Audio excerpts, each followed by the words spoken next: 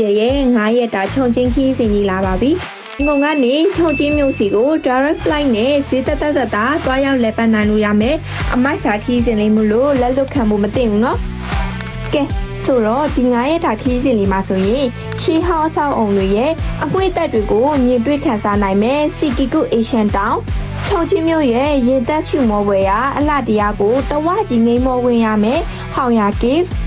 အဆောင်အုံတွေကြားကနေဖြတ်မောင်းတဲ့ Visible Rail Station မှာလည်းအမှတ်တရဓာတ်ပုံလှလှလေးတွေကိုရိုက်ကူနိုင်မှာဖြစ်ပြီးတော့ချစ်စရာကောင်းတဲ့ပန်နာလေးတွေနဲ့လည်းချုံချင်းစုမှာဓာတ်ပုံလေးတွေရိုက်ကူခွင့်ရမယ်အပြင် Shopping Center တွေနဲ့ Branded ဆိုင်တွေပြည့်နှက်နေတဲ့ G-Fan ပိုင်းမှာလည်းတဝကြီးဈေးဝယ်ထွက်နိုင်အောင်မှာဖြစ်ပါတယ်ချုံချင်းမျိုးရဲ့ landmark ဖြစ်တဲ့ Refree City နဲ့ Magical ချုံချင်းလူတော်လူသိများတဲ့ Cosing Tower ကိုလည်းတွားရောက်လည်ပတ်နိုင်အောင်မဲ့ပြင်ကမ္ဘာကျော် Hollywood ရုပ်ရှင်ဖြစ်တဲ့ Transformer ရိုက်ကူခဲ့တဲ့ဝူလုံဒေသက Three National Bridge နဲ့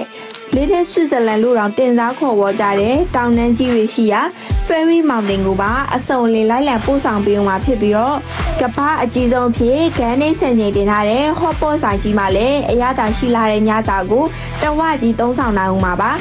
ကဲဒီလိုဆောင်လင်လာတဲ့အမိုက်စား9ရက်တာခရီးစဉ်ကိုတဦးကိုမှ US ဒေါ်လာ950ပဲကျတင်မှာမလို့အခွင့်အရေးကိုလက်လွတ်မခံမင်းနဲ့အမိရယူထားလိုက်တော့နော်ခရီးစဉ်အသေးစိတ်ကိုတော့ Asia Agent မြန်မာ Travel and Tour Page ရဲ့ Page Messenger ကဖြစ်စေအောက်ပါဖုန်းနံပါတ်တွေကဖြစ်စေအခုပဲဆက်သွယ်ဆောင်စမ်းနိုင်ပါပြီရှင်